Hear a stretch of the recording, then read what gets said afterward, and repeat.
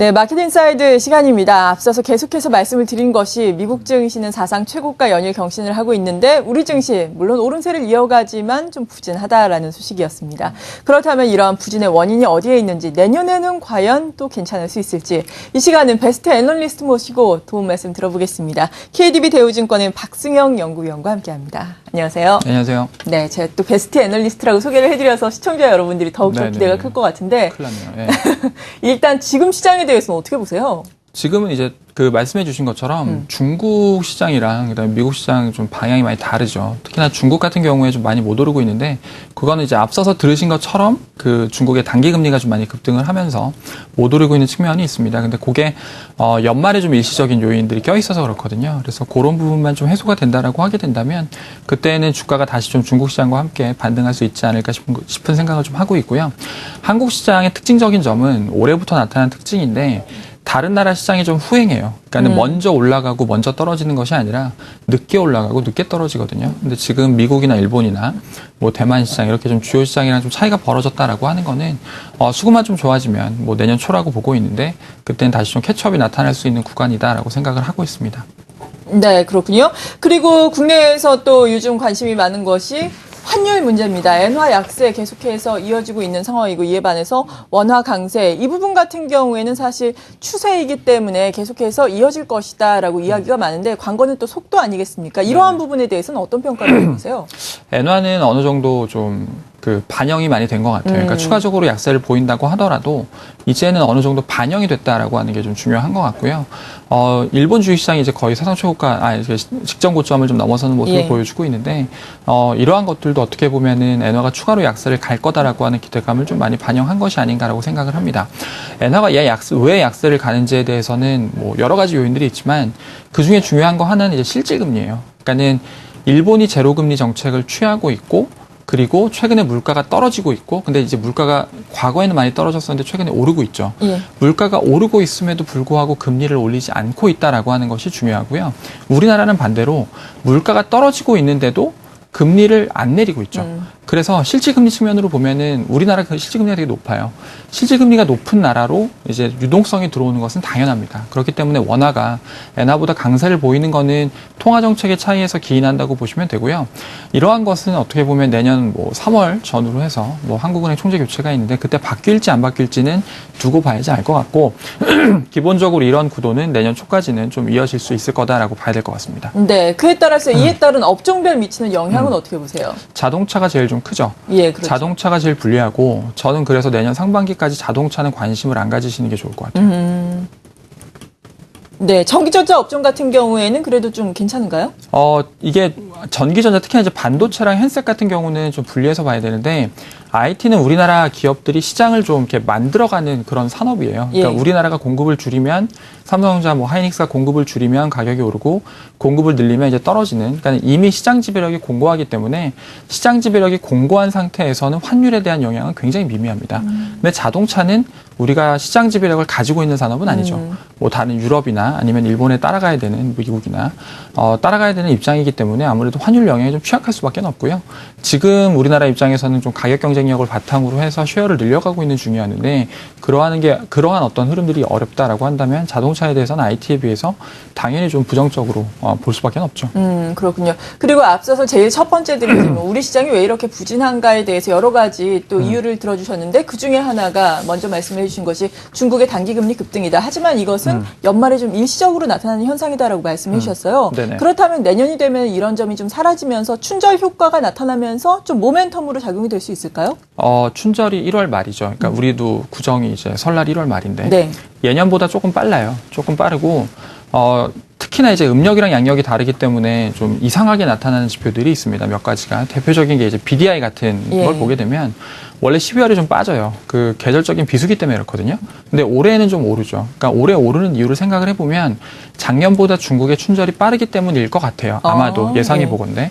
그리고 최근에 이제 그 LME라고 하는 그 금속을 거래하는 거래소에서 창고가 지역별로 있습니다. 아시아, 유럽, 뭐 미주 이렇게 있는데 아시아 지역의 창고가 굉장히 많이 감소를 하고 있어요. 그 얘기는 중국에서 재고를 재축적하는 어떤 이런 흐름들이 다시 나타나고 있다라고 좀 봐야 될 것 같고요.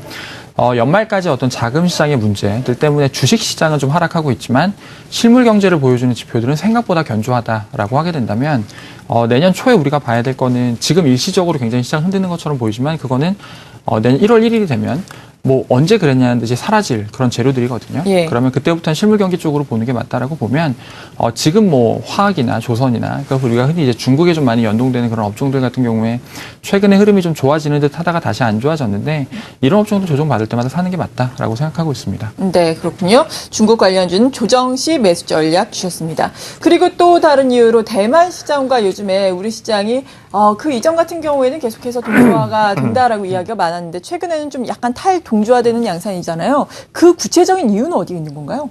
이제 다시 앞서서 일본이랑 비교했을 때 예. 말씀드린 실질금리 얘기를 안 할 수가 없는데 대만도 우리나라랑 비슷해요. 이제 그 물가가 떨어지거든요. 높지 않아요. 근데 대만의 기준금리가 1.875%입니다. 그리고 우리가 2.5%죠. 물가가 비슷한데 대만이 훨씬 더 금리가 낮다라고 하는 거는 그쪽으로 돈이 들어갈 가능성이 적다. 그러니까는 뉴타이완 달러 같은 경우에는 상대적으로 좀 우리 통화 원화에 비해서는 약하다라고 하는 것이 수출 경쟁력이라는 측면에서 봤을 때 훨씬 우리보다 유리하다라고 볼 수가 있겠고요. 또 한 가지 이제 배당 성향이에요. 배당 성향은 우리나라 기업들은 돈을 벌면 10에서 15% 정도를 배당으로 환원을 합니다. 네. 대만 기업들은 30에서 40% 정도를 환원해줘요. 높네요. 훨씬 높죠. 근데 이거는 이제 그 산업의 구조 때문에 그런 건데, 대만 기업들이 이렇게 배당을 많이 주기 때문에, 그리고 대부분 12월 결산법인들이 몰려 있어서 지금은 어떻게 보면 배당 시즌이거든요.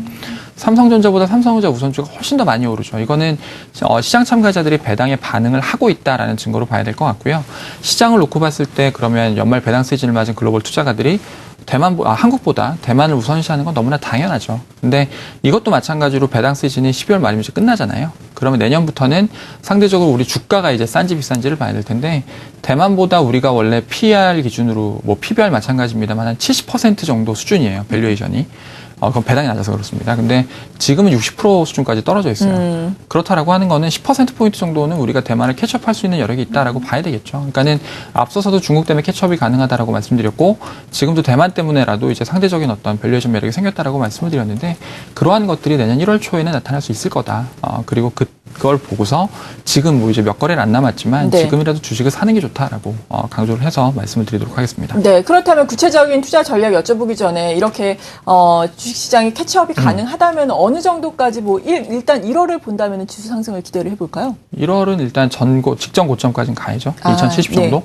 그리고 저희는 이제 거기서 뭐 중국이나 이런 쪽이 괜찮은 모멘텀들이 나오고 미국도 워낙에 좀 경기가 좋기 때문에 한 2100선까지는 가능할 것 같아요. 근데 2100선 넘어가면 사실 시장 분위기 되게 많이 달라질 거예요. 그 직전 고점 넘어간다라고 하는 것 자체가 주식시장에 참가하고 있는 사람들한테 좀 새로운 시그널이 될 수가 있기 때문에 일단 직전 고점을 넘어서느냐 안 넘어서느냐가 중요하다. 2100보다는. 네. 그리고 2100을 목표로 그때부터는 약간 좀 더 한 번 더 생각할 수 있는 기회는 있을 것 같습니다. 네, 직전 전고점까지는 가겠다라고 말씀해 주셨어요. 1월까지요. 네네. 이에 따라서 지금은 주식을 매수를 할 수 있는 타이밍이다라고 말씀해 주셨는데 어떤 종목군으로 구체적으로 매수를 해볼까요? 시클리컬 사셔야 될 것 같아요. 자동차는 사시면 안 되고요. 네. 조선, 화학, 그리고 최근에 구조조정이 지금 뭐 얘기가 되고 있는 증권 정도? 증권 중에서는 미래에셋 증권 정도 괜찮은 것 같고요. 화학 같으면 롯데케미칼, 현대미포, 미래에셋 증권 이 정도가 좋지 않을까 싶은데요. 네. 연말 이렇게 우리가 어떤 전략을 세워야 하는지 전반적으로 대외적인 환경과 함께 알아봤는데 그렇다면 또 이제 2014년이 얼마 남지 않았으니까 2014년 전반적인 뷰를 안 여쭤볼 수가 없잖아요. 전반적으로는 네네. 어떻게 보세요? 전체적으로는 벌써 세 번째 말씀드린 건데 실질금리가 중요합니다. 그리고 미국은 실질금리가 마이너스가 될 때까지 금리를 낮게 유지를 할 겁니다. 그 얘기는 충분히 인플레이션이 생긴 다음에 그 다음에 긴축을 할 거다라고 얘기를 드릴 수가 있겠고요. 12월 FOMC에서도 긴축이랑 테이퍼링은 다르다라고 계속해서 얘기를 하고 있는데 그 얘기는 내년도에 긴축을 하지 않을 테니 테이퍼링은 긴축이 아니니까 경기가 좋아지더라도 우리는 금리를 낮게 유지할 거다라고 힌트를 주는 거죠. 사실 경기가 좋은데 금리는 안 올리는 국면에서 주식시장은 좋을 수밖에 없습니다. 인플레가 충분히 생기고 지금 보면 물가도 낮고 그리고 통화 공급도 낮고 기대도 낮죠. 이럴 때가 주가가 제일 오르기 좋은 국면이라고 저는 생각을 하고 있거든요. 내년도는 이제 꾸준하게 완만하게라도 꾸준하게 주가가 좀 올라가는 흐름을 예상을 하고 있고요. 저희 일단 타겟은 2,300 정도 보고 있는데 네. 꼭 2,300이라고 하는 지수가 도달한다 못한다의 의미가 아니라 내년도에는 글로벌 경기가 좋아질 때는 분명히 시클리컬 업종들이 좋습니다. 그렇기 때문에 시클리컬을 연초에 사시고 상반기에 좀 주가가 오르기를 기대해 보는 것이 일단 내년 상반기까지 전략이 아닐까 싶은 생각입니다. 네, 이 밖에 2014년 통틀어서 투자 전략을 주신다면 어떤 말씀을 또 해주시고 싶으세요? 상반기에는 시클리컬을 사시고요. 네. 하반기에는 중소형주를 사시되 헬스케어, 바이오 같은 업종들에 좀 관심을 가지시는 게 좋을 것 같아요. 바이오에 관심을 가지시라고 말씀을 드리는 이유는 미국의 굉장히 좀 중요한 흐름, 뭐 미국뿐만이 아니라 다른 선진국, 우리나라도 마찬가지인데 베이비 부머들이 2011년부터 은퇴를 하기 시작을 했습니다. 그리고 이제 1946년에 태어난 사람들 베이비 부머라고 시작을 하니까 그때부터 2010년부터 은퇴를 해서 그 사람들이 이제 은퇴하고 났을 때 무엇을 소비할지가 중요한 것 같아요. 그분들이 40대였을 때는 차를 샀습니다. 네. 50대는 집을 사는 바람에 집에서 이제 버블이 한번 일었었죠.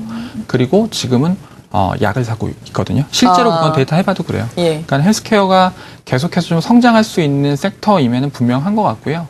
뭐 구조적인 성장, 부정적인 성장 얘기를 하지만 시기적으로도 지금은 주식시장에서도 한번 반영이 될 그런 타이밍이 됐다라고 말씀드릴 수 있겠습니다. 네, 오늘 이 시간 이렇게 베스트 애널리스트와 함께 시장 상황에 대해서 알아본 이후에 2014년 전반적인 전망까지 해봤습니다. 함께해 주신 분은 KDB 대우증권의 박승영 연구원이었습니다. 감사합니다. 네, 감사합니다.